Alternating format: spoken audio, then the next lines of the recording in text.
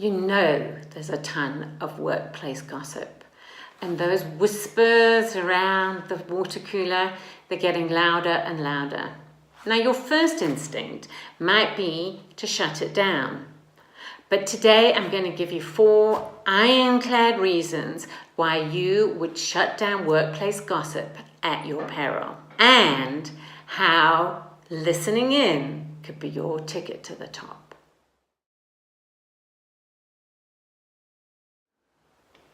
Hi, I'm Penny Castle, 2-time best-selling author and Fortune 10 coach, and you are in the right place if you want to know how to use the science of happiness to build your career. Click on the subscribe button and the bell next to it so that you are always the first to find out when I release new content. If you are anything like my clients, when you find out there's office gossip, you want to shut it down and get everyone back to work. But that, in fact, is a really bad idea. And the number 1 reason why you shouldn't shut it down is because gossip tells you what's going on. Now, I know that it could feel sort of awkward for you to hang around at the water cooler, and people aren't going to talk a lot when you first arrive. But as my father, who's a Yorkshireman, used to say, you've got 2 ears, 1 mouth, use proportionately. And that's exactly what we need to do.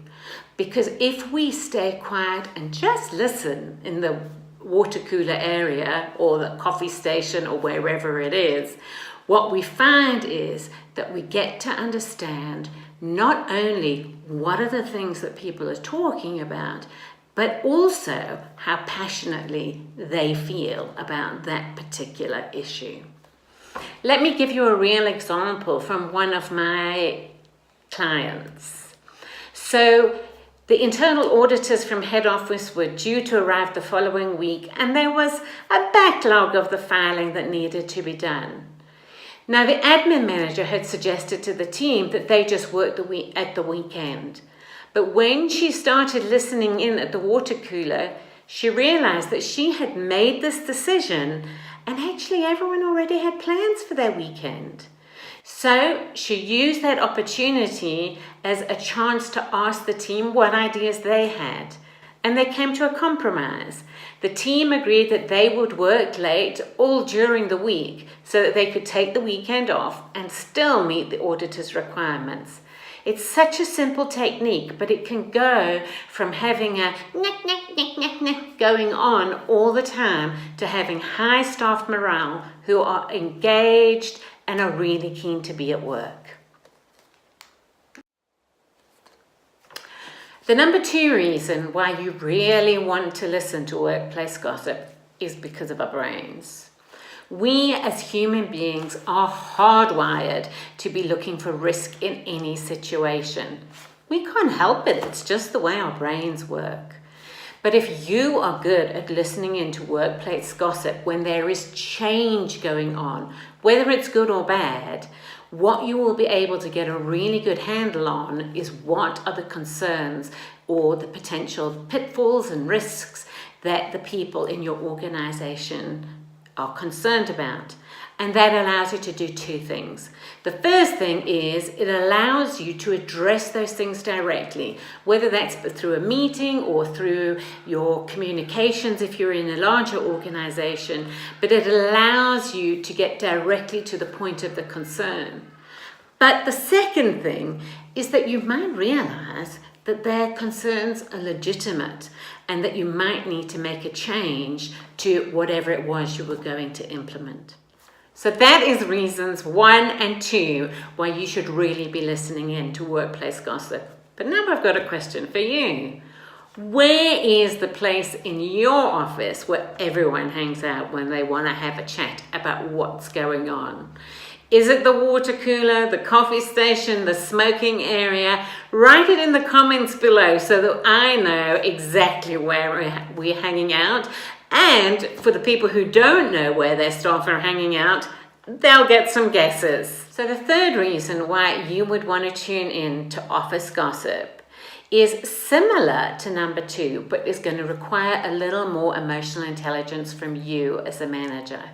Because what we need to understand, and what our third point is we want to know how loud and how emotional people are feeling about whatever the issues are.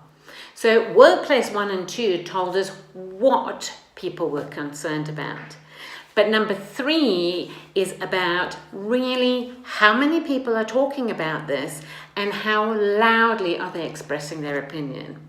So let me give you an example.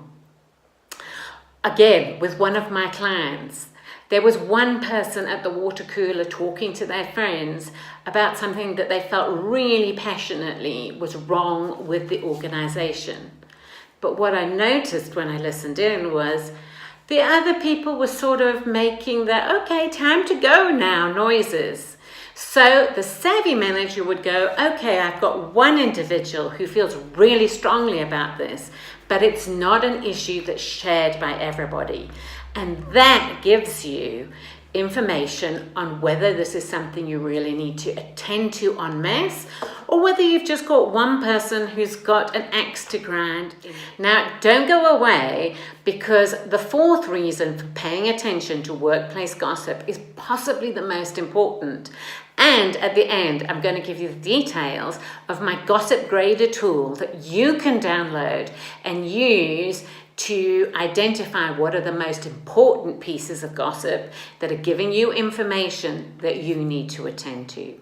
But first, let's talk about that last reason why you should pay attention to workplace gossip or ignore it at your peril.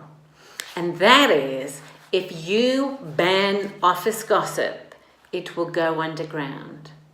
So what do I mean by that? What I mean is, in terms of underground, that the people will still have workplace gossip. They will still have things that are upsetting, because remember, our brains are hardwired to find the issues that could be risky or upsetting for us. But if you try and ban workplace gossip, people are going to drift off in groups of 1s and 2, or it's going to go onto a WhatsApp group or email, and you lose the opportunity to listen in and understand what's going on in your organization. And remember that if you can't hear it, you don't know what people are talking about, you don't know how important and urgent this is for your team, and you also don't know what are the things that people are really concerned about and are not able then to modify your approach to deal with that. So number 4 is the real biggie. Don't ban office gossip, because it will go underground. Now, if you click on the link below, I have created a download especially for you called the Gossip Grader. And what that will allow you to do is write down a list of all the gossip that you are hearing in the workplace, and then use the tool to grade it in terms of importance, so that you know which is the office gossip that you should be attending to first. I really hope, after finding these 4 ironclad reasons why you shouldn't ignore workplace gossip, that you are onto it. You're remembering you've got 2 ears and 1 mouth, and you're using them proportionally, and that you're going to download the Gossip Grader so that you know where you should start in terms of attending to issues in the workplace. So I will see you next time. And don't forget, you can achieve more when you're happy, and it's your ticket to the top.